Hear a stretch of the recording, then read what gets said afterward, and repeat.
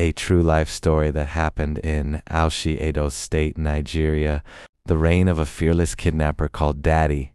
Watch till the end and see how he ended. Don't forget to subscribe and hit the notification button for more stories like this. In Auchi, there was a time when names alone could cause silence. Not the kind of silence that comes from respect, the kind that comes from fear. One of those names was Daddy, and when people said it, they said it quietly, like the walls could hear. Auchi was not a small town. It breathed, it moved, it laughed during the day and locked itself at night. People knew each other, faces were familiar, stories traveled faster than motorcycles. That was why Daddy was different. He wasn't a stranger. He was one of us.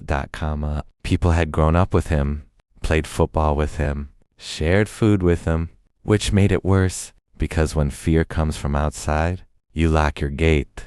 But when fear comes from inside, you lock your heart. At first, the kidnappings felt unreal. One person disappeared, then another. People said, maybe he traveled. Maybe it's a misunderstanding. Until ransoms started coming. Phone calls, cold voices, exact details. Daddy didn't guess. He knew. He knew who had money. He knew who had connections. He knew which families would pay quietly because he was from Auchi. He didn't wear a mask. That alone broke people. In a world where criminals hide their faces, Daddy showed his. That was a message. I know you, and you can't do anything. They said he had charms. Not rumors, belief. People said bullets avoided him, that he could disappear into bush like smoke, that he could walk into a compound and leave without footprints. Some said his eyes changed at night. Others said animals warned him before danger came. Fear doesn't need proof, it only needs repetition. And Daddy delivered that. Those who couldn't pay didn't come back. Those who could returned broken, quiet, older in the eyes. Nobody asked questions. In Auchi, survival became wisdom. Parents stopped letting children stay out late. Shops closed early. Men stopped sitting outside at night. And every time someone asked, who is doing this? The answer came softly, Daddy. But fear always reaches a limit, and Daddy crossed it. The day he kidnapped the wrong man. The man was important, not just rich, respected, a pillar. And when news spread, Auchi felt insulted. This wasn't just kidnapping anymore. This was war on dignity. The police were slow, careful, afraid. But the vigilante were different. They were fathers, brothers, sons, and they said something that night that changed everything. If we don't stop him, we are not men. They followed whispers, broken paths, bush signs only locals could read. And one night, they found the path to Daddy's camp. The bush went quiet. Even crickets listened. That was the night. Fear met courage, but courage doesn't. The bush is never truly quiet. It listens. That night, it listened closely. The vigilante did not come shouting. They did not come with sirens or pride. They came like men who had already decided something heavy. Bare feet on dust, breath held tight, weapons gripped with fear disguised as courage. They had followed the path for days. Broken leaves, bent grasses, marks only people born on that land could read. This was not a stranger's bush. This was Auchi bush. And somewhere inside it, Daddy slept. They counted themselves again. Nobody spoke. One man whispered the rule. No shooting until we are close. If we shoot early, he will vanish. Everyone nodded. They had heard the stories too. That Daddy did not run when bullets flew. That he left, but like smoke, like a shadow deciding it was done being seen. They moved. Step by step, the bush thickened. The air grew heavier. Then they saw firelight. Small, controlled, Daddy's camp. There were others with him, men who had chosen fear over farming, greed over peace.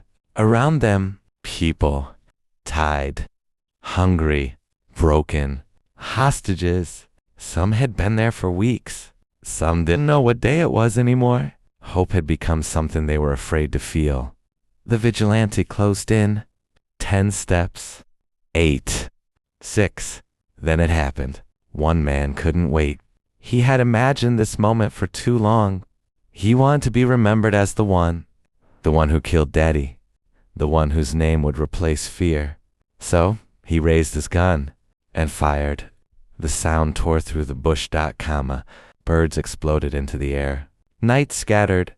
Everyone froze. The bullet hit Daddy and fell. It did not enter. It did not slow him. It did not matter. People later said Daddy smiled. Others said he didn't even look surprised. What mattered was this: he did not fall. The bush shifted. The air bent. And Daddy disappeared. Not ran. Not crawled. Gone. Like he had never been there. Panic followed. Shots rang out everywhere. Confusion. Shouting. But the vigilante regrouped quickly.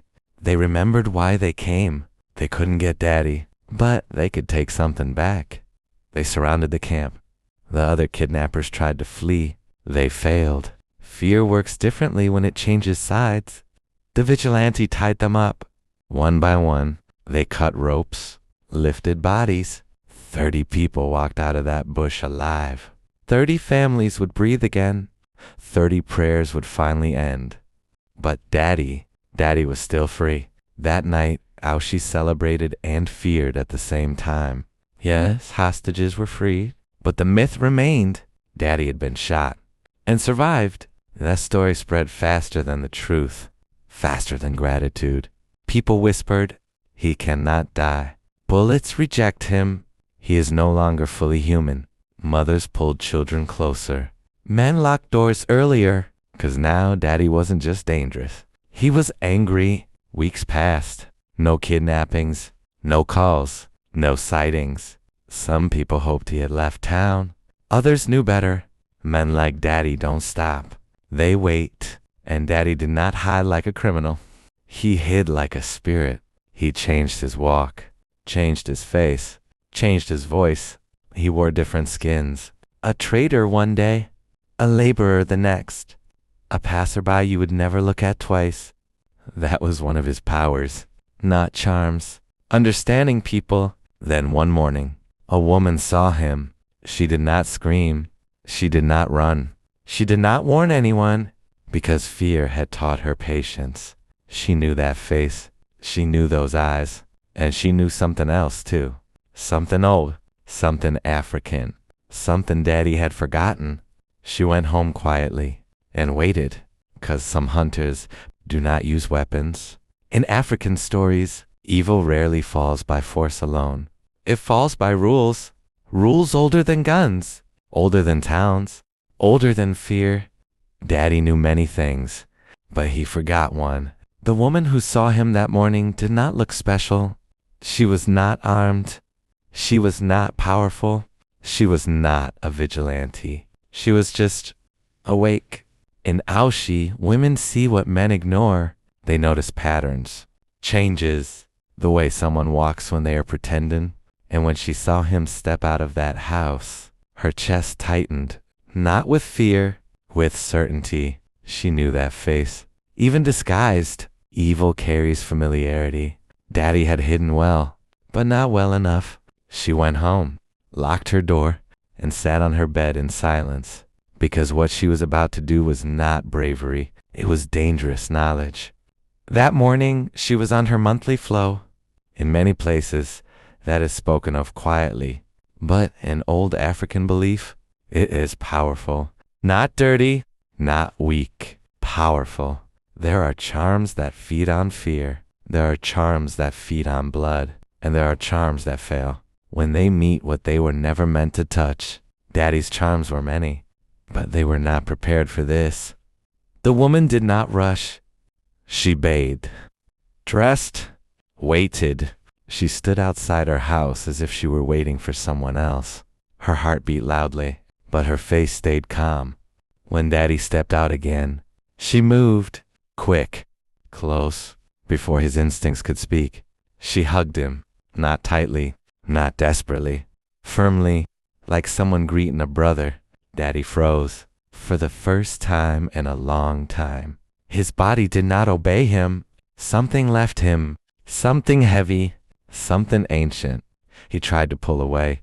He couldn't. He felt it. Every charm, every protection, every whispered incantation. Gun!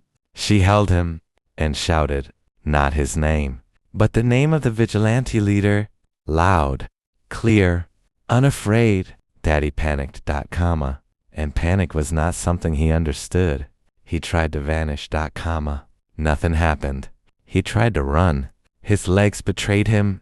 For the first time, Daddy was just a man. The vigilante came fast. Faster than fear. They did not beat him. They did not shout. They tied him. Carefully, like men handling something dangerous even in defeat. People gathered, but nobody celebrated yet, because in Nashi, you don't rejoice until evil is finished. At the police station, Daddy talked, and talked, and talked. Fear had left him. Now truth replaced it. He gave names, locations, stories.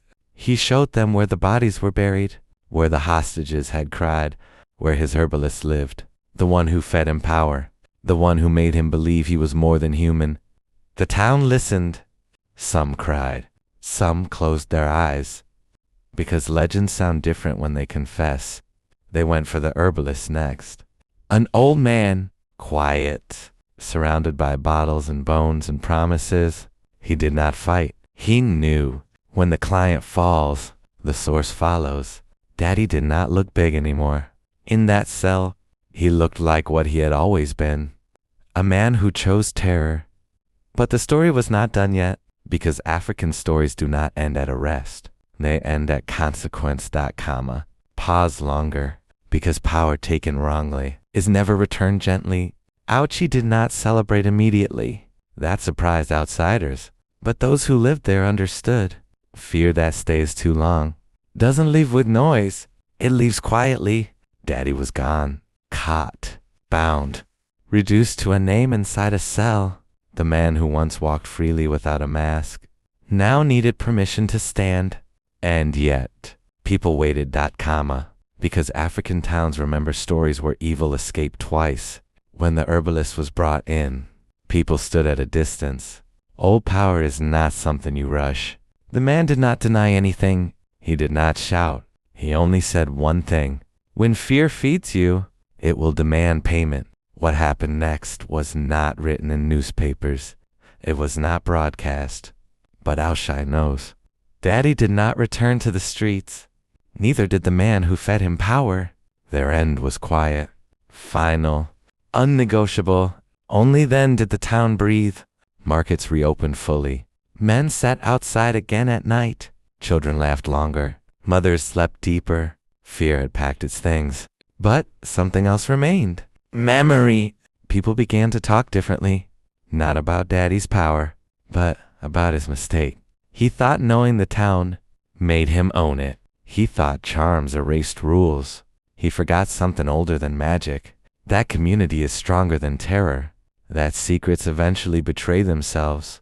That even the strongest myth has a weakness it ignores. And the woman?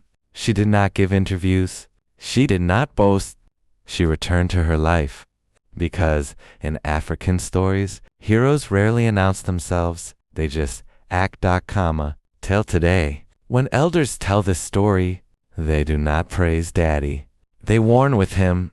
They say, power that feeds on fear will one day meet what it cannot touch. And if you listen carefully in Auchi, you'll hear it, not in shouts, not in sirens, but in the calm.